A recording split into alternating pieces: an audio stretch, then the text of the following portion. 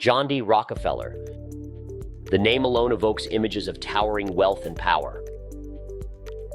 Born into modest circumstances, by the end of his life, he controlled more wealth than any other person in American history.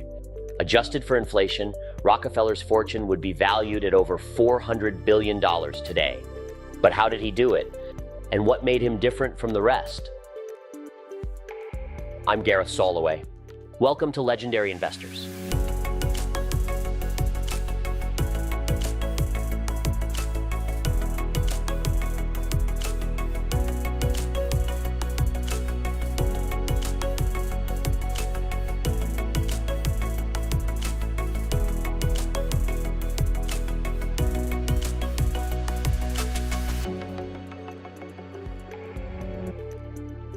Born in 1839, Rockefeller wasn't exactly born with a silver spoon in his mouth.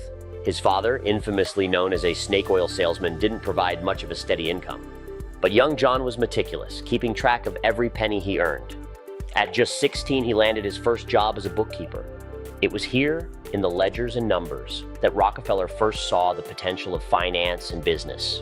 At 20, Rockefeller started his own produce commission business, but even then he knew there was something bigger waiting for him. It came in 1859 with the discovery of oil in Pennsylvania, a discovery that would ignite a revolution. In 1863, Rockefeller saw an opportunity that others missed. While the oil industry was booming, it was chaotic, with wildcatters trying to strike it rich.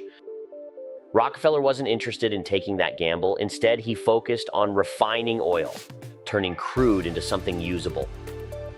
This wasn't just about oil, it was about efficiency. He negotiated deals that lowered his costs, invested in technology that improved refining, and bought out competitors who couldn't keep up. By the 1880s, Rockefeller controlled 90% of U.S. oil refining through his company, Standard Oil. But this kind of control wasn't without its detractors.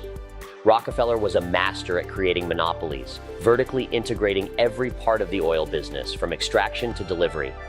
Critics accused him of using ruthless tactics, predatory pricing, secret deals, and buying up competitors to control the market. In 1911, the U.S. Supreme Court stepped in. Standard Oil was declared a monopoly and broken up into 34 companies. But here's the twist. Rockefeller's wealth didn't diminish.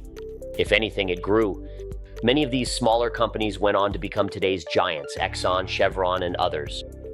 Rockefeller's genius lay not just in domination, but in diversification. Despite the controversy, Rockefeller wasn't just about wealth. In his later years, he turned to philanthropy. The Rockefeller Foundation, established in 1913, was revolutionary.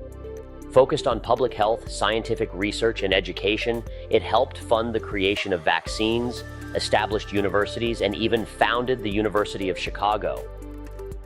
From eradicating hookworm in the American South to funding critical scientific research, Rockefeller's philanthropy touched millions of lives.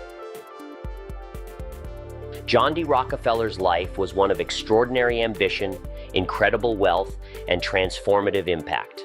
Yes, he was ruthless, but he was also forward-thinking, understanding that wealth was a tool, not just for profit, but for progress. Next time, we'll dive into the story of Jesse Livermore, the stock market genius who rode the highs and lows, living by his own rules. Trust me, you won't want to miss it. Thanks for watching, folks. See you next time on Legendary Investors.